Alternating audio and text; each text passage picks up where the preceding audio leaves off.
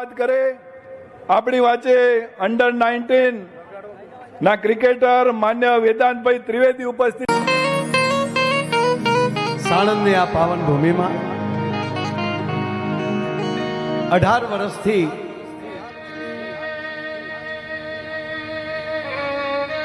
વીરાંજલિનો આવો રૂડો અવસર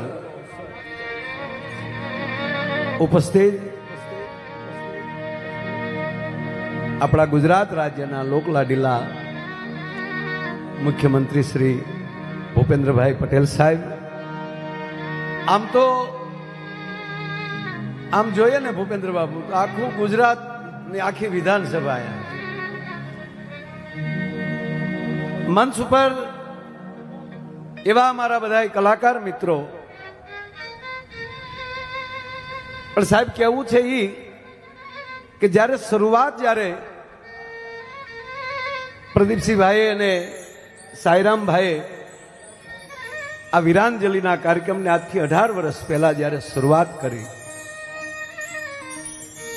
નકર એક વિષય ઉપર કદાચ 2-5 પ્રોગ્રામ થાય, એને બદલે 18 વર્ષથી જેમ જેમ સમય જતો જાય, જેમ વર્ષો જતા જાય, એમ આખી આ કાર્યક્રમની ઊંચાઈ મળતી જાય છે. એનો અર્થ એ છે કે આ દેશના માણસોના હૃદયમાં રાષ્ટ્રનો પ્રેમ કેટલો છે એ દેખાય આવે છે. સાઈરામભાઈને હું ખૂબ ખૂબ ધન્યવાદ આપું છું કે એણે એવા વિષયો ગોતીને, મેઘાણીએ જેમ ગામડે ગામડે જઈને જ્યાં પાળીઓ જોયો નથી અને એના ઇતિહાસની એણે તપાસ કરે, આવા વીર શહીદોના પરિવાર પાસે જઈને મેઘાણીએ પણ એવડું મોટું કામ કર્યું. અને એ પછી અમારા કલા ક્ષેત્રમાં આવું કોઈ કાર્ય કર્યું હોય, 18 વર્ષથી જે કાર્યશીલ છે એવા સાઈરામભાઈને હું ખૂબ ખૂબ ધન્યવાદ આપું છું. કીર્તિદાનભાઈએ આપણને આનંદ કરાયો, હજી એમનો આખો રાઉન્ડ જ બાકી છે, પણ મારે વાત એ કરવી છે કે જ્યારે વીરો માટેનો કાર્યક્રમ, ભક્તિરસના ખૂબ કાર્યક્રમો થાય છે, પણ દેશભક્તિનો કોઈ કાર્યક્રમ થતો હોય તો એ સાણંદમાં વીરાંજલિનો કાર્યક્રમ છે. દેશ માટે પ્રેમ. અને જ્યારે વીર શહીદોની બાપુ વાત આવે એટલે કેવલ ને કેવલ ભારતીયપણું જ યાદ આવે. સમરસતાનો મોટામાં મોટો કોઈ સંદેશ મળતો હોય ને તો આ વીરાંજલિના કાર્યક્રમમાંથી જ મળે છે. કે તમે એક પણ સમાજના પરિવારમાં જઈને એની પડથારનો પથ્થર ઊંચો કરો એટલે એક ઇતિહાસનું પાનું નીકળે. મેઘાણી નીકળે છે, રાણપુરથી બગસરાઈ ટ્રેનમાં જાય છે અને એમાં એક પ્લેટફોર્મ ઉપર ગાડી ઊભી છે અને ત્યારે 80 વર્ષની ડોસીમાં રૂપાના પતરા જેવા વાળ થઈ ગયા છે અને હાથમાં ભીખ માગવાની જોડી છે ને એક હાથમાં લાકડીનો ટેકો છે. એ ધીરે ધીરે ધીરે એ પ્લેટફોર્મ ઉપર આમ હાલ્યા જાય, ટ્રેન ઊભી છે. મેઘાણી સાહેબ ટ્રેનના ડબ્બામાં બેઠા બેઠા જોઈ ગયા અને નીચે ઉતરે છે અને 80 વર્ષની માને આ દેશનો રાષ્ટ્રીય શાયર મેઘાણી પૂછે છે કે હે માં, આ તારે 80 વર્ષની ઉંમરે તારે ભીખ માગવી પડે કેમ? તારે દીકરા નથી, કોઈ પરિવાર નથી? એટલે ત્યારે માડી આમ નેજા માંડીને પૂછે છે, આવું પૂછનારો પહેલો કોક મળ્યો છે. તમે કોણ છો ભાઈ? કે પણ માં તમે કે ના, આપ મને કયો, આ અંતરના ઊંડાણની કોક વેધ્યું ને કહેવાય, ચોરે ન ચિતરાય ચિતની વાતું શંકરા. આપ કોણ છો? તાક માં હું મેઘાણી, ઝવેરચંદ મેઘાણી. ઓ અરે મારા બાપ, તું તો મારું હૈયું ઠલવવાનું ઠેકાણું મળ્યો છે. સાંભળી જો મેઘાણી ભાઈ, મારે દીકરા નથી એવું નથી, હું 7 દીકરાની માં છું. ઓ 7 દીકરાની માં છો અને 7 દીકરાની જનેતા ને આજે 80 વર્ષની ઉંમરે ભીખ માગવી પડે કેમ? તમારા દીકરાએ તમને કાઢી મૂક્યા, ભેગા નથી રાખતા એવું છે? કે મેઘાણીભાઈ કાઢી નથી મૂકીને ભેગા નથી રાખતા એવું નથી કે તો કે મારા 7 દીકરા આ માતભૂમની આઝાદીની લડતમાં શહીદ થઈ ગયા છે. હું હાથ દીકરાની શહીદની જનેતા મેઘાણી લખે છે. અને ત્યારે મેઘાણી સાહેબ પૂછે છે એને કે માં તે હાથ દીકરા ગુમાવ્યા એનું તને રંજ નથી, દુઃખ નથી? દુઃખ ક્યાંથી હોય? મારી માં ભારતી માં છે ને હું માં છું, અને મારું સંતાન રાષ્ટ્રના હિત માટે, માં ભારતીની આઝાદી માટે પોતાનું લોહી વેરે, એ તો મારા ધાવણનું ગૌરવ છે. મેઘાણીભાઈ, એક દીકરાને મોકલો ને સમાચાર મળ્યા કે તારો દીકરો શહીદ થઈ ગયો માં, ત્યારે બીજાને હાબદો કર્યો. બીજાના સમાચાર મળ્યા ત્યારે ત્રીજાનો એમ કરતા જેથી હાથમાને મોકલ્યો અને હાથમાના સમાચાર મળ્યા કે માં તારો દીકરો શહીદ થઈ ગયો, ત્યારે મેઘાણીભાઈ મારી આંખના ખૂણા ભીના ત્યાં હતા. અને અખિલ બ્રહ્માંડના અધિપતિને એટલું કીધું હતું કે હે પરમાત્મા, તે મને હાથ દીકરા દીધા, તે જો મને 12 દીધા હોત ને તો આજ 12 દીકરા માં ભૌમની આઝાદીની લડતમાં હું મોકલી દેત. અને આ દેશનો રાષ્ટ્રીય શાયર બાપુ રોઈ પડ્યો, આંખમાં આહુડ આવી ગયા કે આહા, આવી કેટલી જનેતાઓ હશે કે જેના દીકરાઓએ શહીદી હોરી અને એની નોંધ નથી લેવાની. તો માં, આ તારી એકની આ જોડી છે ને, એ ભીખ માગવાની જોડી નથી, આ તો રક્ત ટપકતી જોડી છે. અને મેઘાણીએ કાવ્ય લખી નાખ્યું કે રક્ત ટપકતી 100 જોડી આ સમરાગણથી આવે, અને કેસર વર્ણી સમર સેવિકા કોમલ સેજ દિખાવે, કોમલ સેજ બિચાવે, ઘાયલ મરતા મરતા રે, ભારત માની આઝાદી ગાવે. એવા કઈક વીરવીર પુરુષો જેની એક એકની વાતો ગોતી ગોતીને આ વીરાંજલિ કાર્યક્રમમાં માણસોના હૃદય સુધી પહોંચાડો. આનો અર્થ શું? આનાથી શું ફાયદો? આનાથી ફાયદો એટલો કે વાહ વાહ ને બદલે હૃદયમાંથી આહ નીકળવા મળે, અને જ્યારે કરુણા પેદા થવા મળે, અને દરેકના હૃદયની અંદર જેથી એમ કહેવાય કરુણા પીડા પેદા થાય, અને પીડા પેદા થશે ને ત્યારે જ રાષ્ટ્ર એક થશે. અને એક રાષ્ટ્ર થાય ત્યારે વિશ્વના બાપની તાકાત નથી, ભારતની સંસ્કૃતિને સામું કોઈ જોઈ શકે. એવા કેટલાય મહાપુરુષો હમણાં જ સાઈરામભાઈએ વચ્ચે યાદ કર્યા, દયાનંદ સરસ્વતી અને એના કૃપા પાત્ર શામજી કૃષ્ણ વર્મા. આ મારી પીચમાં નથી પણ યાદ આવ્યું અને યાદ કરાવ્યું કે એ પરદેશમાં રહી, જીનીવામાં. અહીંથી પછી ત્યાં નીકળી જાય છે, ત્યાં બેઠા બેઠા આ દેશના કોઈ યુવાનો ભણે, એને પોલિસી, એને શિષ્યવૃત્તિ આપે, પણ શરત એટલી રાખે કે તમે ભણો ભલે, પણ માજી શિષ્યવૃત્તિથી ભણતા હોવ તો અંગ્રેજોની નોકરી ન કરતા ભારતની રક્ષા માટે નીકળજો, ભારતનું જતન કરજો.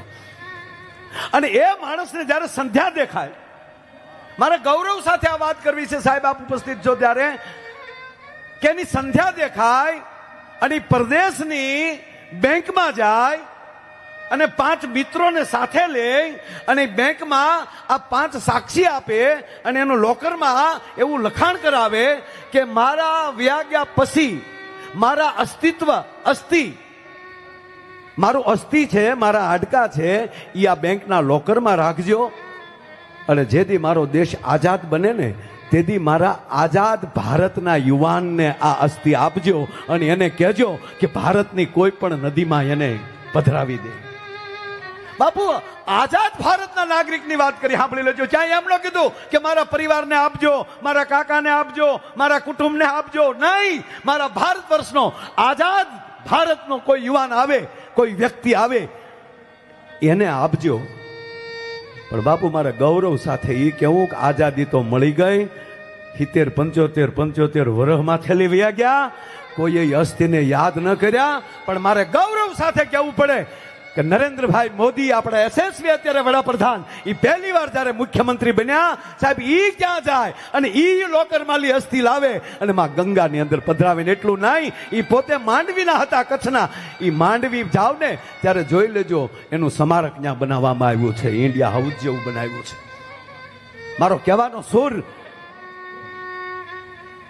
એટલે આ બધા ગમો છો કે 75 વર્ષ પછી કોઈને યાદ ન આવે અને એ વસ્તુ આપણા યશસ્વી વડાપ્રધાન નરેન્દ્રભાઈ મોદીને ખટકતું હોય કે હું ક્યારે મારા હાથમાં કંઈક કાયદો આવે અને ક્યારે હું એ વ્યક્તિને એમ કહેવાય ન્યાય એ આત્માને હું તર્પણ કરું. આવા અનેક આ વીરાંજલિના કાર્યક્રમોથી આવા અનેક વીરોને વીરાંજલિ તો મળે છે બાપુ, પણ એને તર્પણ પણ મળે છે કે શાબાશ મારી ગરવી ગુજરાતના માણસો. આ દેશનો યુવાન પોલીસમાં ભરતી થાય કે મિલિટરીમાં ભરતી થાય ત્યારે ભારત માતાની ગરવી ગુજરાતની માટીનો તિલક કરીને નિર્ણય કરતો હોય કે તિરંગો લહેરાવીને આવશું અને કે તિરંગામાં લિપટાઈને આવશું. કાલ હવારનો દાખલો લઈ લ્યો સાહેબ. 1962 એક વીરવર પુરુષ એની પોતાની મિલિટરીમાં બોર્ડર ઉપર નોકરી કરતા કરતા થાય છે હિંમત, વર્ષાથી એનું મૃત્યુ. પણ એક આર્મીનો યુવાન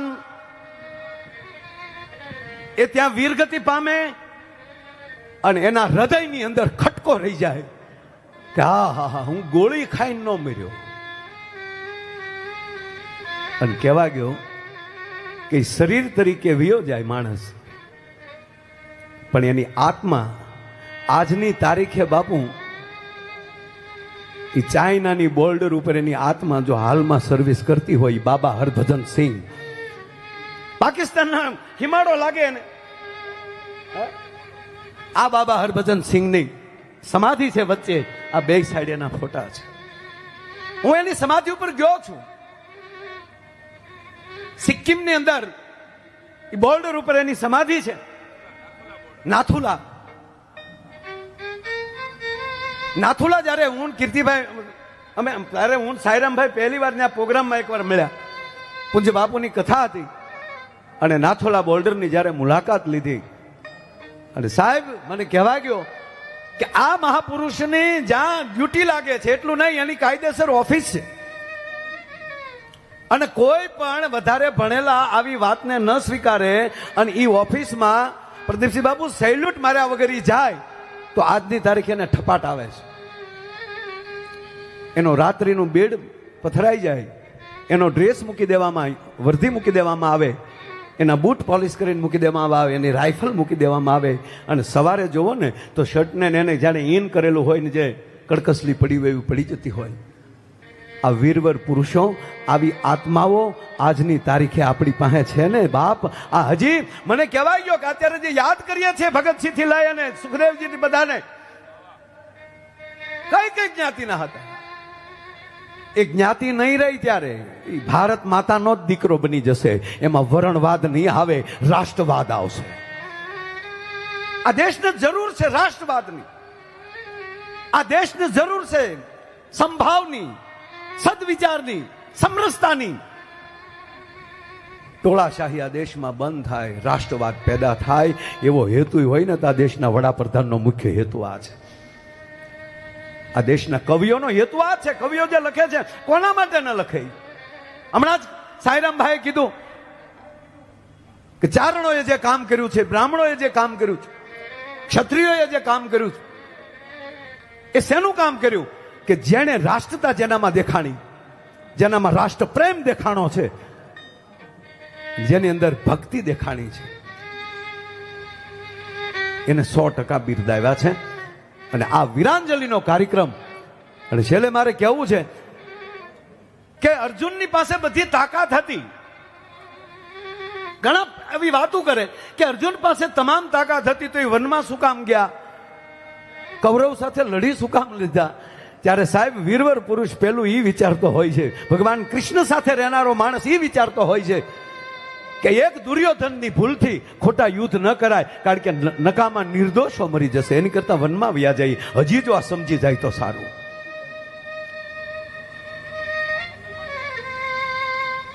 અને જેની અંદર આ પ્રેમ આવે અને આ અંગ્રેજોની સામે સાયરામભાઈ પહેલી વહેલી બંદૂક ઉઠાવતો કોઈ થયો હોય ને તો એ મંગલ પાંડે. એને કહેવામાં આવ્યું કે જે આને કાર્ટિસના બોક્સ આવે એની માથે ગાયની અને એની સરબી આવે છે તાકે હું મરી જાઉં, પણ એ તો કરું જ નહીં. ગૌવર્ધન માટેનું પહેલું વહેલું ગાયો માટે જેણે પહેલું વહેલું આંદોલન કર્યું હોય ને, એટલે ગાય માટે એ માટે કહું, રાષ્ટ્ર માટે જ હતું, પણ ગાય પ્રત્યે પ્રેમ, પગાર મળતો હતો નહીતર, પણ નહીં, એમાં ગાયની સરબે આવતી હોય તો હું નહીં અડું. અને મારે એ કહેવું છે બાપુ આજની તારીખે કે આવું ગાયું માટે પહેલો વહેલો કોઈ યોદ્ધાએ પડકાર કર્યો ને તે મંગલ પાંડે હતા. અને આપણી દરેક ગૌશાળામાં આ યુવાનનો, આ મહાપુરુષનો ફોટો હોવો જોઈએ. ગાયોની માટે જેણે હાથમાં બંદૂક લીધી કે ના હું મરી જાઉં પણ હવે અંગ્રેજની નોકરી ન કરું, કારણ કે એમાં ગાયની સરબી આવે છે અને કાર્ટિસના બોક્સ ઉપર. દરેક આમાં કોઈ ગૌશાળા વાળા હોય તો કહેજો ભાઈ, કોઈ છે ગૌશાળા વાળા, મંગલ પાંડેના ફોટાથી એનું સન્માન કરું. અને દરેક ગૌશાળામાં મંગલ પાંડેનો ફોટો હોવો જોઈએ. ત્યાંથી શરૂ કરીએ. એક એકના નામ લેવા બેહીન બાપુ તો હવારોના હવાર વયા જાય. પણ છેલ્લી વાત કરવી મારે એ કે જ્યારે અર્જુનને ભગવાન કૃષ્ણ, એકવાર તો અર્જુન ખીજાઈ ગયા કૃષ્ણ પરમાત્મા ઉપર, જ્યારે દ્રૌપદીનો સંયમવરને આગલી રાતે મળે છે. આખી વાતમાં નથી જવું, 2 જ મિનિટમાં મારે વાત પૂરી કરવી છે કે કાલે તારે જવાનું છે અર્જુન દ્રૌપદીના સંયમવરમાં. હોજમાં ત્રાજવું છે, એમાં 2 પલ્લામાં પગ રાખવાના છે, ઉપર માછલી છે, પાણીમાં જોવાનું છે, અને પાણીમાં જોઈને માછલીની આંખ વીંધવાની છે. આ બધાય સમજ્યા કે ન સમજ્યા, આ એટલી વાત મોદી સાહેબ સમજ્યા. કૃષ્ણ ભગવાને સોખું પ્રદીપ બાપુ કીધું કે જોવાનું બીજે ને વીંધવાનું બીજે. બાકી સમાજને ખબર પડી જાય કે આ વીંધવાનું છે ને તો ઘણાય પાણીમાં કાંકરી નાખે ને તો તરંગ થઈ જાય, એ તરંગવાળા પાણીમાં કાંઈ ન હુજે. અને ત્યારે ભગવાન કૃષ્ણને અર્જુન કહે છે કે તમે શું કરશો? તાકે હું એ ધ્યાન રાખી કે આ પાણીમાં કાંકરી કોઈ ન નાખે, પાણીના તરંગ થશે ને એ પાણીને સ્થિર કરવાનું કામ હું કરીશ. છેલ્લી વાત એટલી, આપણે આપણું કાર્ય કરતા રહ્યો, ભગવાન ઉપર ભરોસો રાખો. જ્યાં શક્તિ પૂરી થઈ જાય ને અને પછી જે શક્તિ શરૂ થશે ને એ ભારત માતાની પરમાત્માની શક્તિ શરૂ થશે, એટલે ચિંતા કરવાની જરૂર નથી. છેલ્લી વાત એટલી, છેલ્લે મને યોગેન્દ્રસિંહ યાદવ મળ્યા, જેણે કારગિલની અંદર પરમવીર ચક્રથી આપણે એને નવાજવામાં આવ્યા. પરમવીર ચક્રથી 21-22 યુવાનોને આપણે નવાજ્યા છે. એમાં જીવિત કોઈ હોય કીર્તિભાઈ, સાયરામભાઈ, તો યોગેન્દ્રસિંહ યાદવ છે. 16 વર્ષની ઉંમરે ભરતી થાય,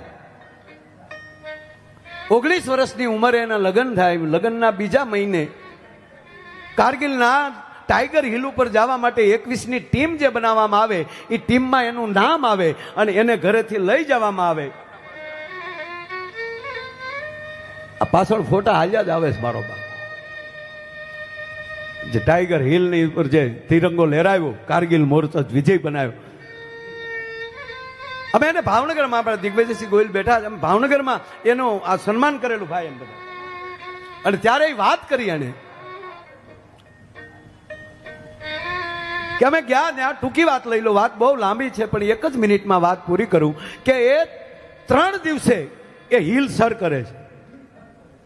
36 કલાકમાં 2-3 બિસ્કીટો ખાધા જ ખાધા. અને મને છે એવું કે માયાભાઈ અમે જ્યાં પહોંચ્યા એટલે મોં હુજણું થઈ ગયેલું આપણી ભાષામાં. એટલે જ્યાં જો તો પાકિસ્તાનની બેરકો સામે હતી, એ બેંગરો માલી ઉપરથી ગોળીઓ અને પથ્થરો શરૂ થયા. એક પછી એક કે મારા યુવાનો, મારા સાથી મિત્રો એક પછી એક શહીદી મળ્યા હોરવા. અને છેલ્લે એ 50 જણા 100 મીટર દૂર હશે, ઝાખા ઝાખા દેખાતા હતા. નક્કી કર્યું કે મારા 20 યુવાનો શહીદ થઈ ગયા, હવે કોઈ નથી, લોહીના પાટોડા ભર્યા છે.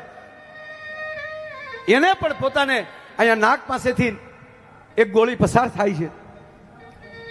અને પછી નક્કી કર્યું કે અમારી માં ભારતી બચાવે, પરમાત્મા બચાવી દે, તો મારા આ 20 યુવાનોનું જો વળતર ન વાળું તો ભારતમાંનો દીકરો ન કહેવાવ. પણ હવે કરવું શું? એ બધાય જે મિત્રો પડ્યા હતા સાહેબ, એની વચ્ચે યોગેન્દ્રસિંહ કે હું સૂઈ ગયો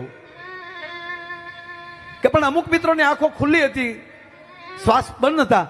એટલે નિર્ણય કર્યો કે હું પણ ખુલ્લી આંખે પીડ્યો રહું. એને એમ લાગવું જોઈએ કે આ પણ મરી ગયો છે તો હું મારી નજરે જોઈ લઉં, નજીક આવે અને મોકો મળે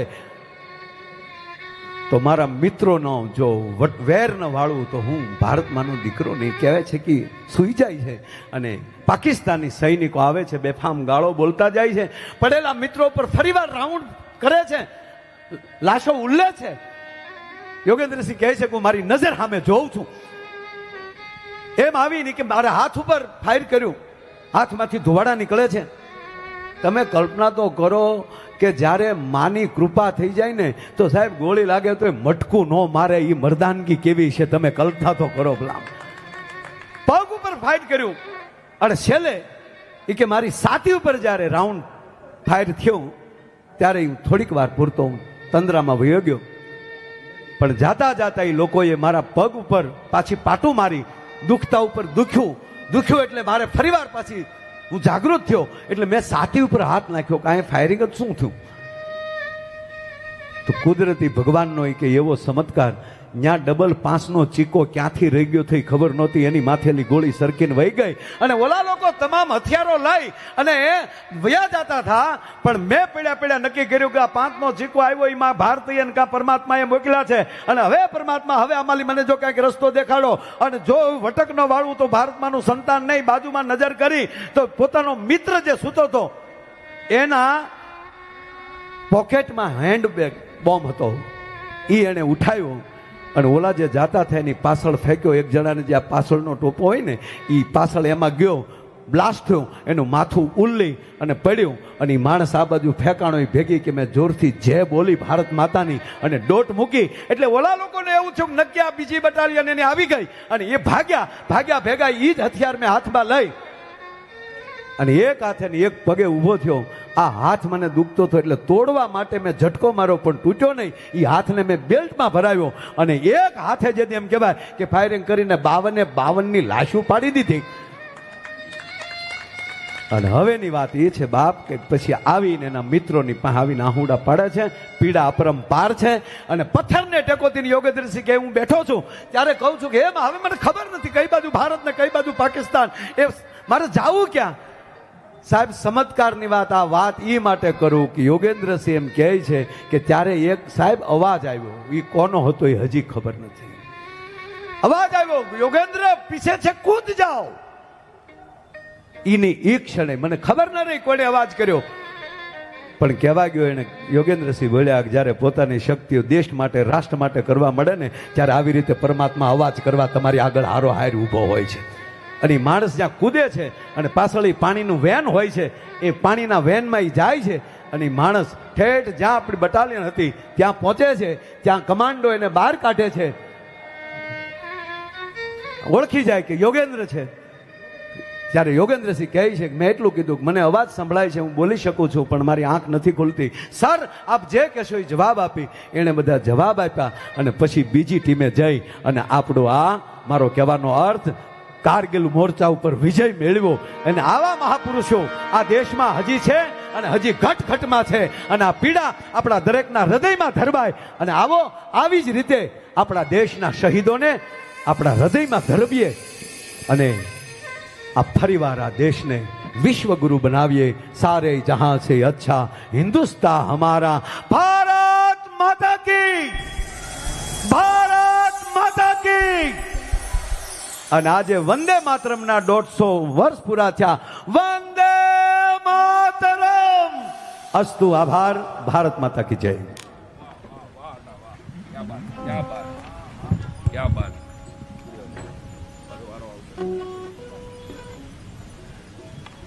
એકવાર ખૂબ તાળીઓના ગડગડાટથી માયાભાઈ આહિરને વધાવીએ. બહુ સરસ મજાની દેશભક્તોની વાત કરી અને કોઈ શાયરે લખ્યું છે કે જાન તો બચ भी सकती थी और फांसी भी टल सकती थी. जान तो बच भी सकती थी और फांसी भी टल सकती थी. शायद भगत सुखदेव और રાજગુરુ જેવા જુવાન 26, 25, 24 વર્ષના જુવાનડા જે દેશ માટે શહીદ થઈ ગયા એના માટે યાદ કરીને કોઈ લખ્યું છે કે જાન તો બચ भी सकती थी और फांसी भी टल सकती थी लेकिन शायद इनकी मौजूदगी खुर्शी को खल सकती थी. इसीलिए तो समय से पहले फांसी पर इनको चढ़ा दिया. बस तब से ही ताज के खातिर वीरों को आगे बढ़ा दिया. बस तभी से ताज के खातिर वीरों को आगे बढ़ा दिया. लेकिन देश के दीवाने तो सुख चैन सब भूल गए. लेकिन देश के दीवाने तो सुख चैन सब भूल गए. वंदे मातरम गाते गाते जो फांसी को झूल गए.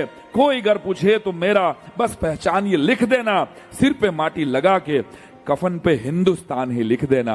सिर पे माटी लगा के कफन पे हिंदुस्तान ही लिख देना.